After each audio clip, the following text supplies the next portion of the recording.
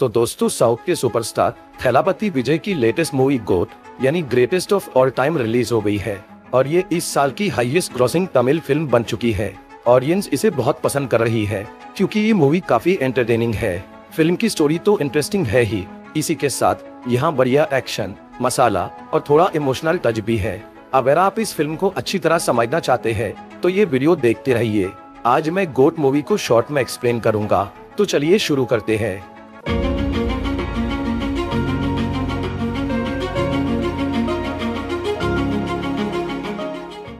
ये कहानी है स्पेशल एंटी टेररिज्म स्क्वाड यानी सेट्स की, जो कि आतंकवादियों को पकड़ने का काम करती है। सन 2008 में इस ऑर्गेनाइजेशन का लीडर था राजीव मेनन नाम का एक आदमी, जिसने पैसों के लालच में अपने देश से गद्दारी की और वो टेररिस्ट के साथ मिल गया। लेकिन इसी दौरान सेट्स के एक एजेंट MS गांधी ने ये पता लगा लिया कि मेनन धोखेबाज है, इसीलिए उसने उसकी पोल खोल दी। तब मेनन बचने के लिए देश छोड़कर भाग जाता है। फिर एक दिन सेट्स वालों को एक आतंकवादी की खबर मिलती है जिसने इंडिया से यूरेनियम चुराया था। इसलिए गांधी उसे पकड़ने के लिए अपने कुछ साथियों के साथ केनिया पहुंच जाता है, जहां वो टेररिस्ट एक ट्रेन में सवार था। फिर जब गांधी उसे पकड़ने के लिए वो ट्रेन में घुसता है तो वहां उसे मेनन में मिल जाता है। असल में मेनन ने ही इंडिया से यूरेनियम चुरा कर वो आतंकवादी को बेचा था। अब यहाँ गांधी मेनन और वो आतंकवादी से लड़के यूरेनियम हासिल कर लेता है और वो अपने साथियों की मदद से उस ट्रेन को ब्लास्ट कर देता है, जिसमें मेनन मर जाता है। इसके बाद सेट्स के एजेंट इंडिया लौट जाते हैं। ये सभी ऑफिसर्स अंडर कवर होकर काम करते थे और ज्यादातर समय अपने परिवार से दूर रहते थे। ये बात गांधी की बीवी अनुराधा को नहीं पता थी, इसीलिए वो उस पर काफी शक करती थी। इसी दौरान गांधी अपने अगले मिशन के लिए थाईलैंड जाने वाला था, लेकिन फिलहाल उसकी बीवी का शक बहुत ज्यादा बढ़ गया था। इसीलिए गांधी मजबूरी में अपनी प्रेग्नेंट बीवी और 5 साल के बेटे को लेकर थाईलैंड चला जाता है। वहां मिशन खत्म करने के बाद गांधी अपनी फैमिली के साथ घूम रहा था, तभी उन पे बहुत सारे लोग हमला कर देते हैं। गांधी किसी तरह अपनी बीवी और बच्चे को वहां से निकालता है और उन गुंडों से लड़ता है। इसी बीच अनुराधा को लेबर पेन यानी प्रेगनेंसी का दर्द शुरू होता है। तब गांधी उसे हॉस्पिटल लेकर जाता है। यहाँ अनुराधा को अपने पति की सच्चाई पता चल जाती है। इसके बाद जब गांधी हॉस्पिटल की फॉर्मेलिटी पूरी करने जाता है, तब एक अनजान औरत वहां आकर उसके बेटे जीवन को किडनैप कर लेती है। फिर गांधी अपने बेटे को बहुत ढूंढता है और आखिर में पुलिस के पास कंप्लेन करता है। तब पुलिस को वो गाड़ी मिलती है जिसमें उस औरत ने जीवन को किडनैप किया था। उस कार का एक्सीडेंट हो गया था और वो बुरी तरह जल चुकी थी और उस गाड़ी के साथ वो औरत और जीवन भी जलकर मर गया था। दूसरी तरफ अनुराधा हॉस्पिटल में एक बच्ची को जन्म देती है। गांधी वहां जाता है और वो अपनी बेबी को उस हादसे के बारे में बताता है, तो अनुराधा उस पे बहुत गुस्सा होती है क्योंकि वो सब कुछ जानकर भी इतने खतरनाक मिशन पर अपने परिवार को साथ लाया था। थाईलैंड से वापस लौटकर गांधी सेट से रिजाइन कर देता है और वो एक पासपोर्ट ऑफिसर बन जाता है और अब अनुराधा उसे छोड़कर अपनी बेटी के साथ अलग रहने लग जाती है। इस तरह से 16 साल बीत जाती है और उनकी बेटी जीविता अब बड़ी हो जाती है। फिर एक दिन गांधी अपने पुराने साथियों से मिलता है, जो उसे कहते हैं कि रशिया में इंडिया की एम्बेसी ओपन होने वाली है, पर मॉस्को का एक गैंग इसके खिलाफ है। वो लोग वहाँ काफी दंगा कर रहे हैं, इसीलिए इमिग्रेशन ऑफिसर्स को ट्रेनिंग देने की जरूरत है। और क्योंकि गांधी अब इस काम में एक्सपर्ट बन गया था, इसीलिए उसका पुराना बॉस नजीर उसे वहां जाने के लिए कहता है। गांधी पहले इसके लिए मना करता है, लेकिन फिर वो मान जाता है और वो मॉस्को चला जाता है। वहां एम्बेसी में उनके ऊपर वो गैंग हमला कर देती है। तब गांधी उनसे लड़ना शुरू करता है। उन गैंगस्टर्स के साथ एक ऐसा लड़का भी था जिसका चेहरा बिल्कुल गांधी के जैसा था। गांधी उससे बात करने की कोशिश करता है, पर तभी वहाँ पुलिस आ जाती है और वो गैंग वाले वहाँ से भाग जाती है। इधर गांधी इस सोच में पड़ गया था कि वो लड़का कहीं उसका बेटा तो नहीं। फिर एक दिन वो लड़का छुप के गांधी से मिलता है और वो ये कबूल करता है कि वो उसका बेटा जीवन ही है। तब गांधी उसे लेकर इंडिया लौट जाता है। जीवन के वापस आने से उनकी जिंदगी बिल्कुल बदल जाती है और अब गांधी की बीवी अनुराधा उसे माफ कर देती है और उनका पूरा परिवार हंसी खुशी साथ रहने लग जाता है।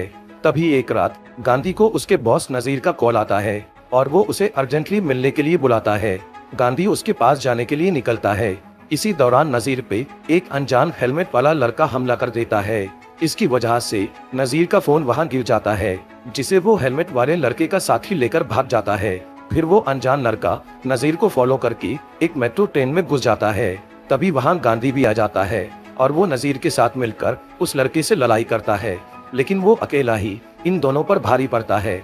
फिर वो लड़का नजीर को मार के वहां से भाग जाता है और तब हमें पता चलता है कि वो हेलमेट पहना हुआ लड़का असल में गांधी का बेटा जीवन है। उधर गांधी अपनी हार बर्दाश्त नहीं कर पाता और वो दोबारा सेट्स ज्वाइन कर लेता है ताकि वो उस कातिल को पकड़ सके। दूसरी तरफ जीवन अपने साथी शाह से मिलता है जिसके पास नजीर का फोन था, लेकिन वहाँ उसे पता चलता है कि उस रात शाह के पास से किसी ने वो फोन चुरा लिया है। तभी जीवन को उसके पापा का कॉल आता है, लेकिन ये पापा गांधी नहीं था बल्कि वो राजीव मेनन था। असल में मेनन उस दिन ट्रेन ब्लास्ट में मरा नहीं था, उसकी पूरी फैमिली खत्म हो गई थी, लेकिन वो किसी तरह जिंदा बच गया और तब उसने गांधी से बदला लेने की कसम खाई। इसलिए उसने 16 साल पहले जीवन को किडनैप करवाया और उसे एक गैंग के पास छोड़कर भिखारी बनवा दिया। वहाँ जीवन के साथ बहुत फिजिकल और मेंटल टॉर्चर हुआ। फिर एक दिन मेनन ने उस जगह पर जाकर जीवन को आजाद कर दिया और वो उसकी नज़र में हीरो बन गया। इसके बाद मेनन ने उसे अपने बेटे की तरह पाला और उसे नाम दिया संजय।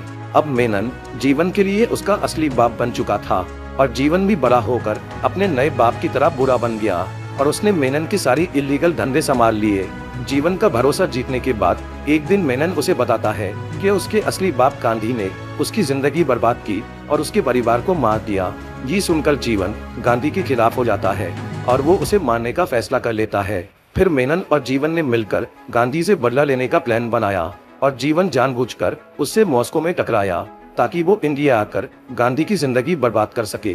लेकिन नजीर को इन बातों की भनक लग गई थी और उसने कुछ सबूत अपने फोन में जमा कर लिए थे।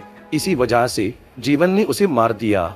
दूसरी तरफ डायमंड बाबू नाम का एक मोबाइल चोर जिसने शाह के पास से नजीर का फोन चुराया था, वो उस फोन को बेचने के लिए ऑन करता है, लेकिन फोन के ऑन होते ही पुलिस उसे ट्रैक कर लेती है और वो गांधी को कॉल करके इस बारे में बता लेती है।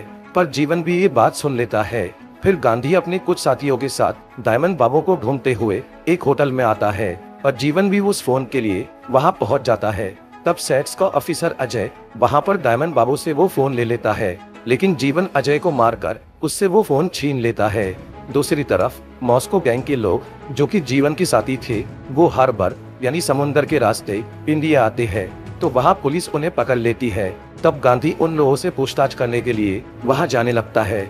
उस गैंग के साथ मेनन भी था और जब जीवन को ये पता चलता है कि गांधी वहाँ पे जा रहा है, तब वो मेनन को बचाने के लिए अपनी गर्लफ्रेंड श्रीनिधि जो कि सेट्स के एक ऑफिसर सुनील की बेटी थी, उसे किडनैप कर लेता है और फिर वो गांधी और सुनील को फोन पे धमकी देता है और उन्हें मॉस्को गैंग को छोड़ने के लिए कहता है। इसलिए वो लोग उस गैंग को छोड़ देते हैं। उधर श्रीनिधि जीवन की सच्चाई जान गई थी, इसलिए वो उसका गला काट के भाग जाता है। इसके बाद गांधी और सेट्स के एजेंट श्रीनिधि को ढूंढते हुए उस जगह पर पहुंचते हैं जहां कल्याण नाम के एक ऑफिसर को वो मिल जाती है। श्रीनिधि बहुत जख्मी हालत में थी, पर वो अब तक मरी नहीं थी, इसीलिए वो कल्याण को जीवन के बारे में बता देती है।